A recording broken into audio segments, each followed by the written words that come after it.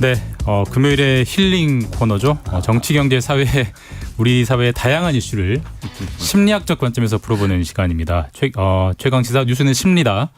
김경일 교수님 모셨습니다. 안녕하세요. 네, 안녕하세요. 오늘 주제가 대세는 안 따르는 저 이상하다 이건데 아마 제작진이 어제 저랑 대화하면서 이걸 잡아주신 것 같아요. 네, 제가 네.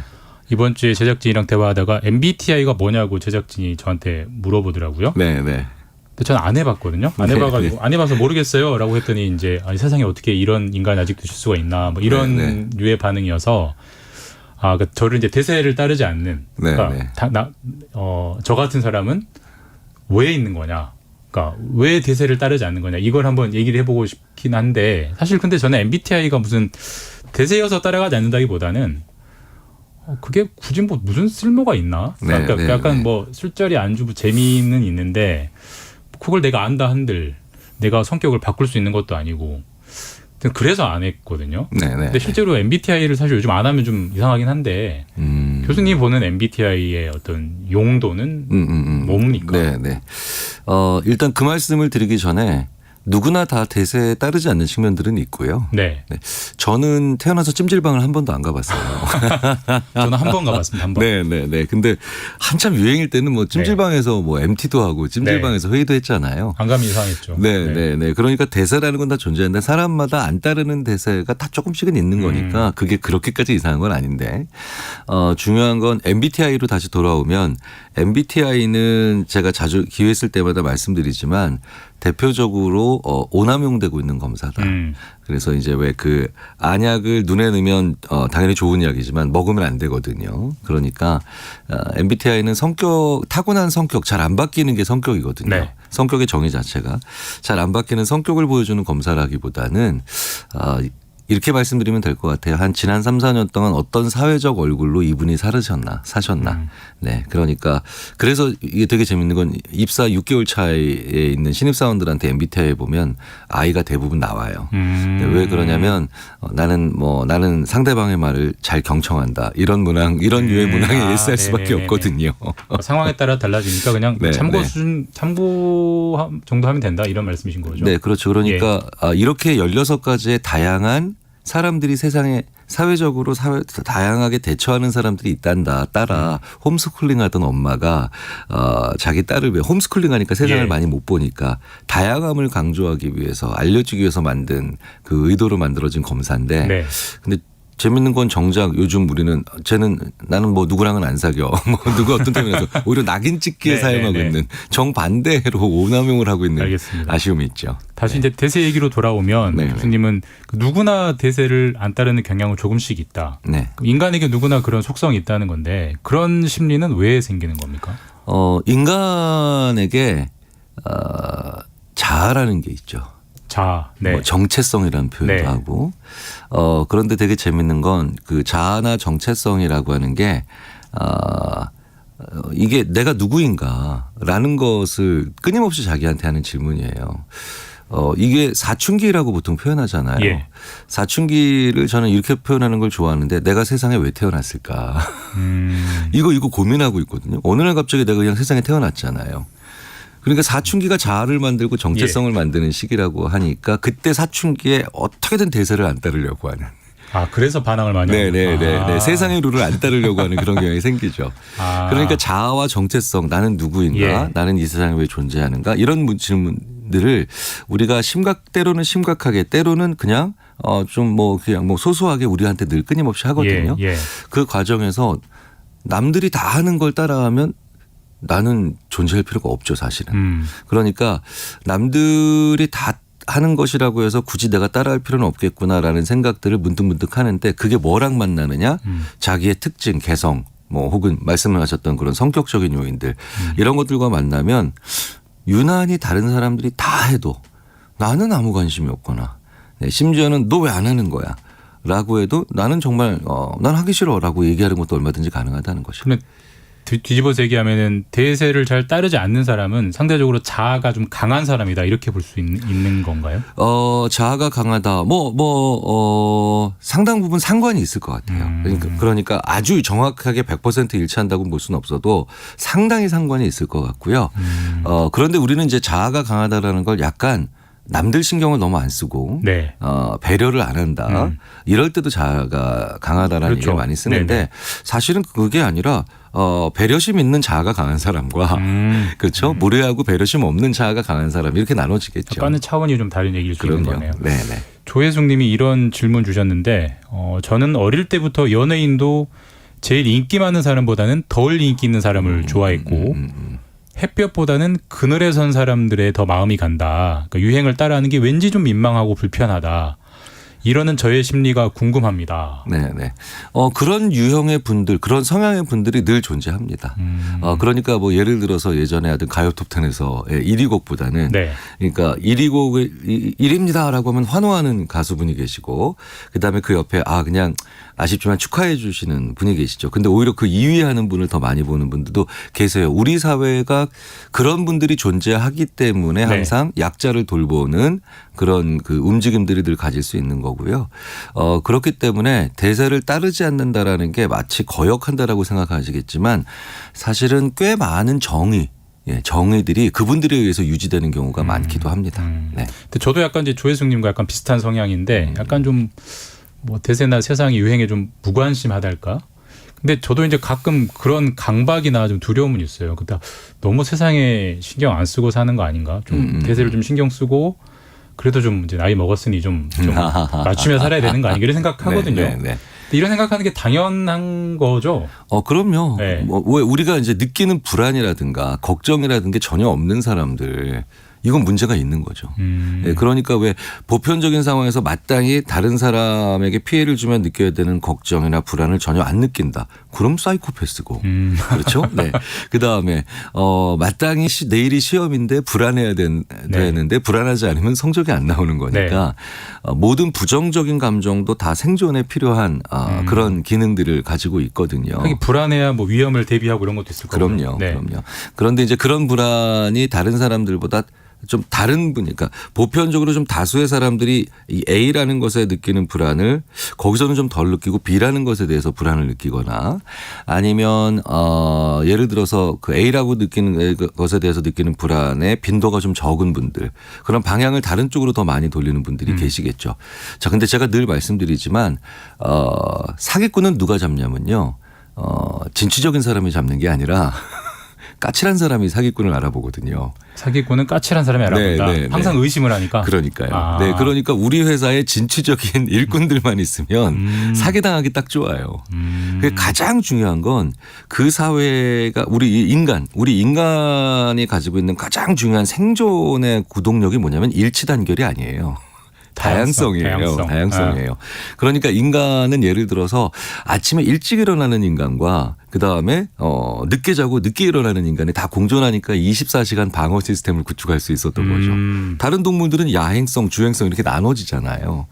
그래서 어떤 사회가 특히 개체수가 줄고 우리나라 인구 줄잖아요. 개체수가 줄고 있고 그다음에 무언가 규모가 좀 더 컴팩트해지고 작아지고 있다면 그럴수록 가장 중요한 게 일치단결이라기보다는 오히려 다양성을 잘 확보하고 아우르는 그런 노력들이 필요하죠.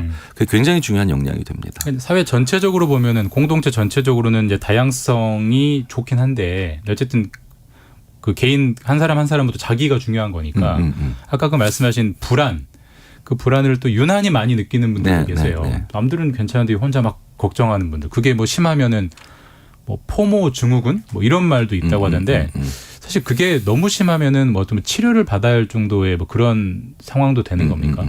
그 이제 포모가 이제 fear of missing out 그래가지고 내가 배제될까봐 가지는 두려움인데 배제될까 갖는 두려움. 네네. 근데 그 배제될까봐 가지는 두려움의 가장 큰 핵심은 나 없어도 세상은 돌아갈 거라고 하는 그 불안인 거죠. 원래 돌아가잖아요. 네네네. 근데 알죠. 근데 말씀드렸다시피 인간은 자아를 가지고 있기 때문에 세상의 중심이 나거든요.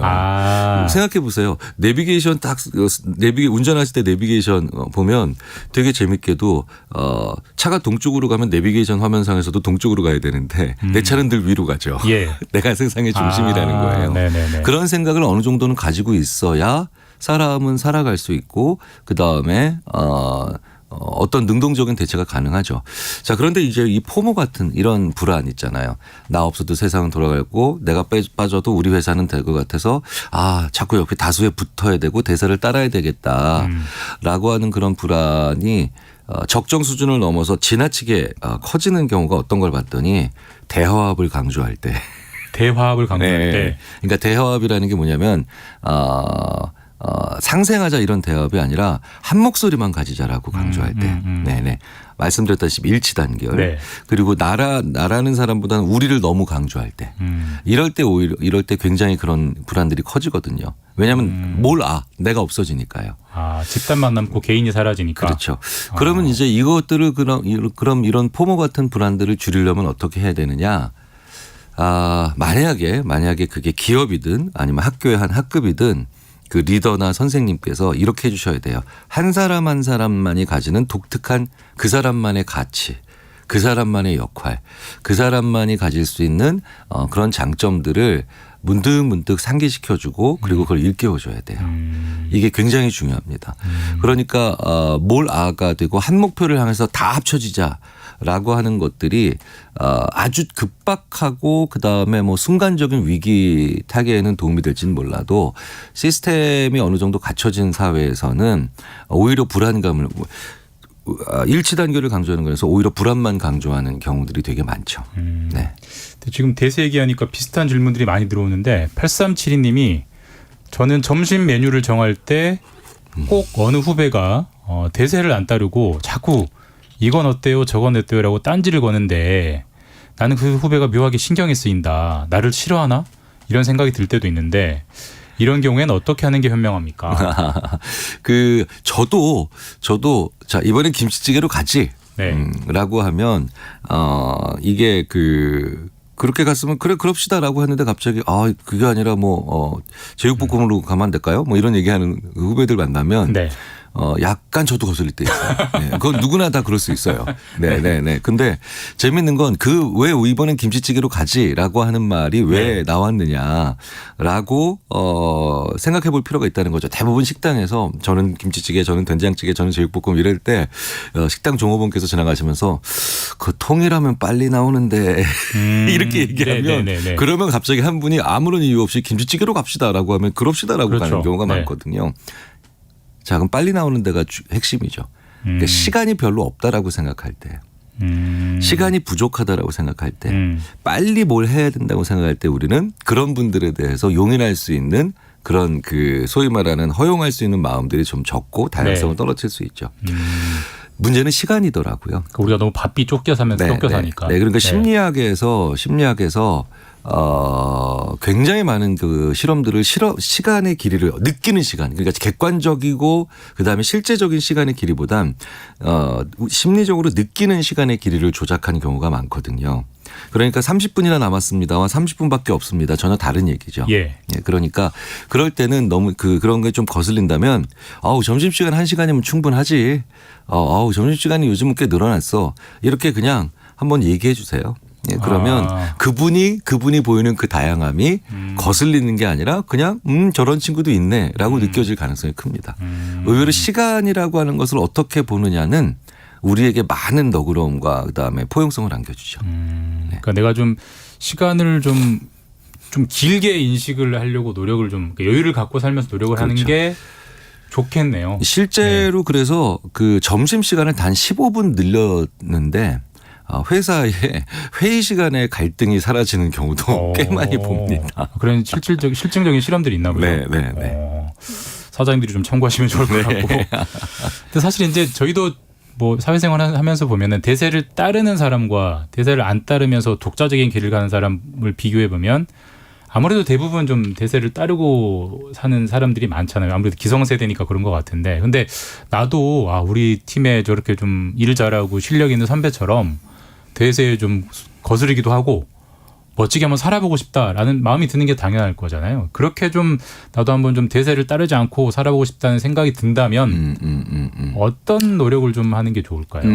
우리가 좀 대세를 잘 따른다 이런 분들은 이제 심리학에서 이제 진짜 정말 제대로 된 성격 검사, 진짜 성격 검사를 해보면 대세를 잘 따르는 분들, 우호성이 높은 분들이라고 보통 표현합니다. 네. 이 우호성이라고 하는 게 다른 사람들과 잘 지내려고 하고 눈밖에 나지 않으려고 하는 어느 정도 필요하죠. 네. 네. 그런데 대세를 잘 따르지 않는 사람들이 일반적으로 우호성이 높지 않게 나오는 건 당연하죠. 그런데 그런 분들 중에 일 잘하는 분, 나 저런 선배는 닮고 싶어. 그런 분들은 개방성이 높아요.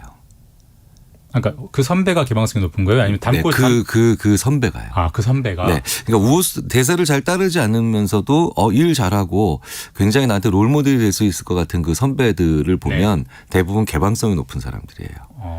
자, 그러면 우호성은 다른 사람들과 잘 지내려고 하는 욕구가 강한 거죠. 예. 그럼 개방성이 높다라는 건 어떤 뜻이냐면요. 핵심이 그겁니다. 필요한 변화는 받아들이는 사람. 네. 그리고 이게 맞다라고 했는데 그건 자기 의견과 다르다고 해도 이게 정말 맞다라는 걸 인정하게 되면 그걸 또 인정하고 받아들이는 사람. 이게 개방적인 겁니다. 그래서 왜 아주 우리나라뿐만 아니라 외국도 마찬가지인데요. 정말 성공한 사업가들 아니면 상당히 롤모델에 이를 수 있을 정도로 우리가 눈에 띄는 그런 그 기업가들 아니면 또 리더들 이런 분들 중에 상당 부분은 우호성은 그렇게 높지 않아요. 의외로. 그러니까 모든 사람과 잘 지내려고 하는 그런 비합리적 신념은 그렇게까지 강박적으로 가지고 있지 않은데. 불가능한 일이기도 하고. 네네. 근데 의외로 많은 분들이 누구에게도 욕먹기 싫어하는 그런 게 있거든요. 우리 마음속에. 근데 우호성은 그렇게 높지 않은데 그냥 적정한 수준, 적당한 수준이라고 보통 저희가 표현합니다. 근데 개방성은 굉장히 높습니다. 그러면 내가 어떤 조직이나 어디서 좀 괜찮은 평가를 받고 싶으면 쉽게 되는 건 아니겠지만 좀 개방성, 포용감을 좀 높이려고 노력하는 게 좋겠네요. 그 개방성의 포용감은 결과고요. 오늘부터 포용하자 이게 되겠습니까? 잘 안 되죠. 어떻게 해야 돼요? 그렇죠. 나한테 틀렸다라고 얘기하는 사람에게 인정을 할 줄 알아야 돼요. 이건 실생활에서 할 수 있는 겁니다.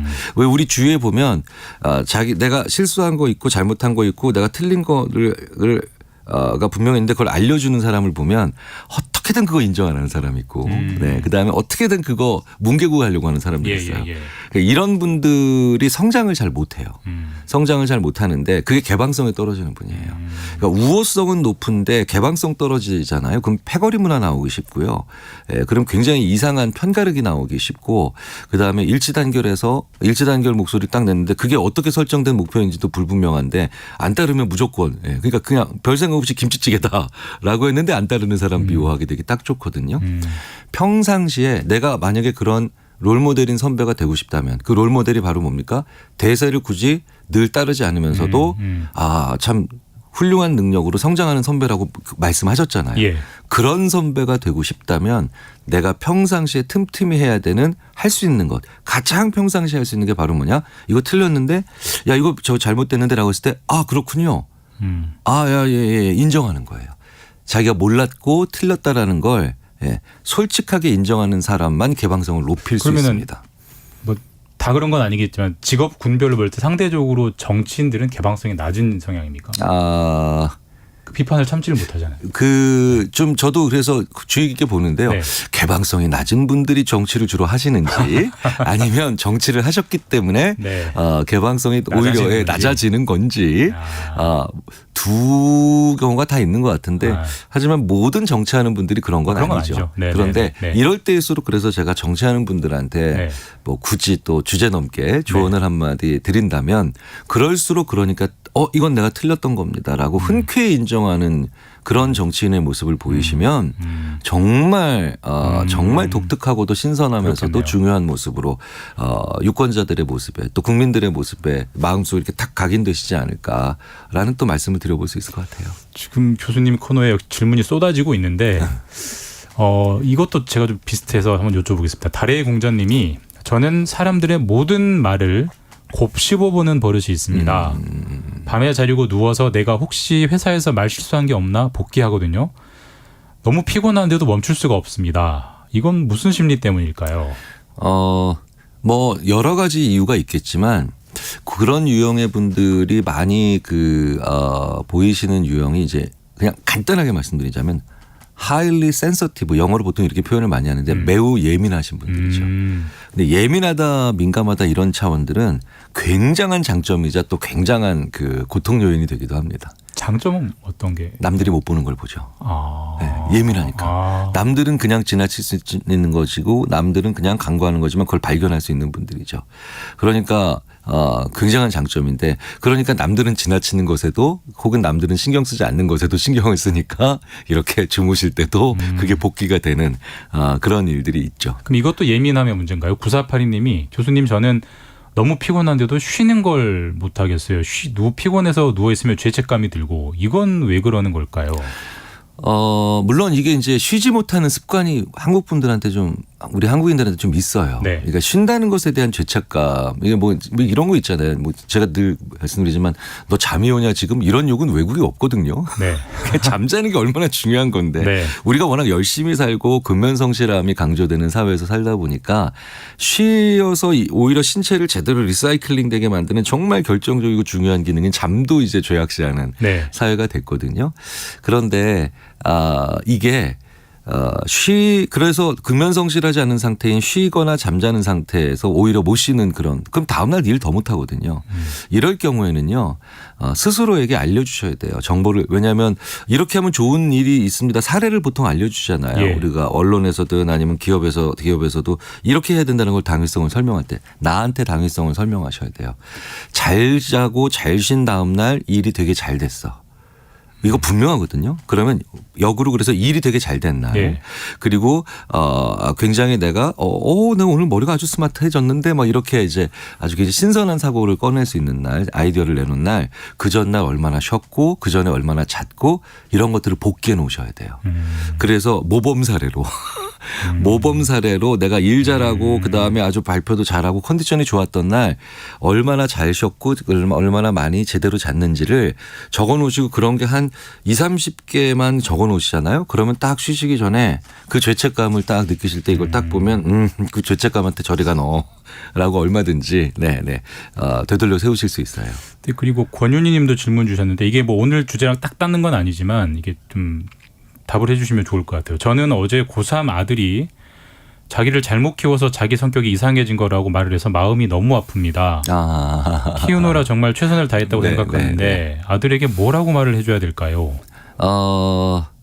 잘못 키워서 성격이 이상해졌다라고 하는 건 지금 자기 처지를 얘기하는 거지 부모님에 대해서 지금 양육 방식이나 이걸 가지고 뭐라 그러시는 거 아니에요. 정말 잘못 키우셨으면 그 얘기를 할 수 없어요. 부모한테. 그런 얘기가 통할 사람도 아니거든요. 그렇다면 부모님한테 할 수 있는 만약에 고3 정도 되는 분이라면 이렇게 얘기하시면 되죠. 아이가 되게 힘든 상태니까 일단은 힘든 사람한테 지금 논리적으로 설명하는 것 자체가 고3이니까 얼마나 힘들겠어요. 그러면 그냥 이거 절대로 약한 표현이거나 문제를 덮는 표현이 아닙니다. 미안해. 부족했어. 하지만 나는 너를 정말 많이 안아줬어. 사실은 성격적으로 문제 있는 사람들은 태어나서 딱 한 2, 3세까지 아무도 안아주지 않았기 때문에 생기는 문제들이 많거든요. 그래서 친부모랑 같이 살든 아니면 보육시설에서 선생님이랑 같이 지내든 많이 안아준 사람이면 기본적으로 문제 안 생기거든요. 그러니까 아이 많이 안아줬던 예전에 사진 같은 거 놓으시면서 이때는 내가 너를 참 많이 안아주고 좋아했는데 아이가 기억하는 지금 중학교 시절. 뭐 이때 있죠. 성격과 무관한 그런 시절에 못해준 거를 얘기하세요. 얘기하시면 아주 삐뚤어진 사람이 아니라면 자기 투정이나 자기 푸념 받아주시고 미안해하는 분한테 그 부모님한테 오히려 미안해할 겁니다. 네, 어머님 참고하시고요. 네, 말씀 여기까지 드려야 될 것 같습니다. 뉴스는 십니다. 김경일 교수였습니다. 감사합니다. 감사합니다. 네, 9월 1일 최강시사 오늘은 여기까지입니다. 저 진행도 오늘까지고요. 다음 주부터는 최경영 기자가 돌아와서 다시 여러분들과 함께 진행을 맡겠습니다. 많은 분들이 뭐 격려 문자